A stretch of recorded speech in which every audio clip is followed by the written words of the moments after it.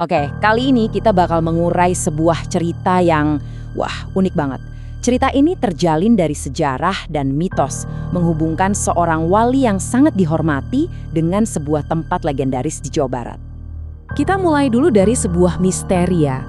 Jadi, di sebuah situs keramat yang bernama Gunung Jati, ada satu lokasi khusus yang dikenal sebagai Pusar Bumi. Pernah dengar? Menurut legenda, tempat ini konon memancarkan cahaya yang sangat kuat dari dalam bumi. Bayangin, seperti suar dengan energi spiritual yang luar biasa besar. Dan semua ini ternyata terhubung dengan satu tokoh kunci, Syekh Datuk Kahfi. Nah, pertanyaannya sekarang, siapa sebenarnya sosok ini? Kok bisa begitu berpengaruh sampai-sampai lahir sebuah legenda yang sehebat ini tentang beliau? Oke, nama asli beliau sebenarnya adalah Idovi Mahdi, tapi di Jawa Barat beliau lebih dikenal sebagai Syekh Datuk Kahfi. Dan yang perlu kita tahu, beliau ini adalah seorang perintis yang perannya sudah ada bahkan sebelum era Wali Songo yang sangat terkenal itu. Perjalanan hidupnya juga luar biasa loh. Dari tempat kelahirannya di Malaka, beliau belajar sampai ke Mekah lalu ke Baghdad. Ini menunjukkan kalau beliau bukan sekedar pendakwah lokal biasa, tapi seorang ulama besar yang terpelajar dan punya misi yang jelas. Nah, sekitar tahun 1420 Masehi, beliau akhirnya mendarat di Jawa. Di sana, beliau mendapat izin dari penguasa pelabuhan saat itu, Ki Gedeng Tapa, untuk tinggal dan mengajar di sebuah bukit. Dari sinilah misinya dimulai, sebuah misi yang akan mengubah wajah spiritual di wilayah itu selamanya. Dan ternyata, pengaruh beliau menyebar dengan sangat cepat. Bukan cuma lewat ajaran-ajarannya, tapi juga lewat hubungan strategis yang beliau bangun. Dan murid-muridnya yang, bukan orang sembarangan. Salah satu momen penting adalah ketika beliau menikah dengan seorang wanita lokal yang soleh dan kaya raya, bernama Hadijah.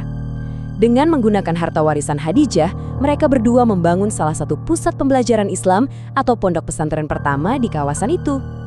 Kalau mau lihat seberapa besar dampaknya, lihat saja daftar murid-muridnya.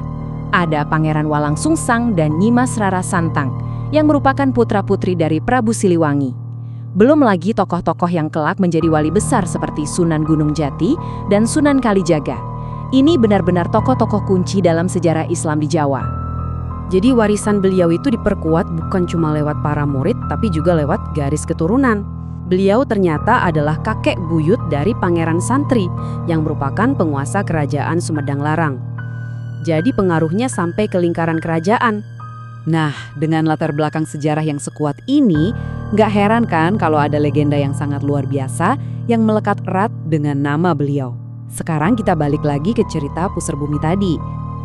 Jadi, kisah Pusar Bumi ini akarnya ternyata jauh lebih tua. Kita harus mundur berabad-abad ke zaman ketika tanah Jawa masih sangat kuno, liar, dan penuh dengan nuansa mistis. Di pusat legenda ini ada seorang resi yang sangat sakti. Diceritakan beliau ini bertapa di puncak Gunung Ciremai, gunung yang dianggap keramat selama 15 tahun. Tujuannya adalah untuk mencapai pencerahan spiritual tertinggi. Akhirnya, setelah 15 tahun, keinginan sang resi pun terkabul. Tapi di saat yang bersamaan, terjadi serangkaian peristiwa yang sangat dramatis. Pertama, jasad sang resi lenyap, diyakini telah menyatu dengan Tuhan. Tepat saat itu juga, Gunung Ciremai meletus dengan dahsyat. Dan yang paling luar biasa, puncak gunung tempat resi bertapa itu terlepas dan terlempar jauh ke lautan. Bisa dibayangkan, selama ratusan tahun, puncak keramat itu menjadi semacam pulau terapung yang terombang-ambing di lautan. Sebuah pulau yang menyimpan kekuatan spiritual besar yang seolah-olah sedang menunggu. Tapi, menunggu apa ya? Nah, disinilah kedua cerita kita bertemu. Berabad-abad kemudian, Syekh Datuk Kahfi dalam perjalanannya menemukan daratan terapung ini. Dengan ilmunya, beliau langsung menyadari kalau ini bukan pulau biasa, melainkan tempat dengan energi dahsyat yang selama ini ia cari. Beliau mengerti kalau tempat itu adalah bekas pertapaan sang resi kuno. Akhirnya beliau pun melanjutkan tugas spiritual yang dulu dimulai di sana, tapi tentu saja dengan menyempurnakannya melalui doa dan ritual sesuai ajaran Islam. Dan pada saat itulah keajaiban terjadi. Pulau yang tadinya terapung-apung itu langsung berhenti bergerak, menjadi daratan yang kokoh, dan berubah menjadi tanah yang sekarang kita kenal sebagai Gunung Jati, dengan bekas tempat pertapaan itu sebagai pusatnya. Dari sinilah asal-usul legenda itu. Cahaya dari dalam bumi yang terpendam itu akhirnya dibuka oleh sang syekh. Karena itulah, beliau juga mendapat julukan Syekh Nurjati atau Guru Cahaya Sejati. Dan tempat sakral itu pun akhirnya dikenal sebagai Pusar Bumi. Nah, ini meninggalkan kita dengan satu pemikiran yang menarik. Ketika sejarah dan mitos menjadi satu dan tak terpisahkan, mungkin itu bukan berarti ceritanya tidak nyata.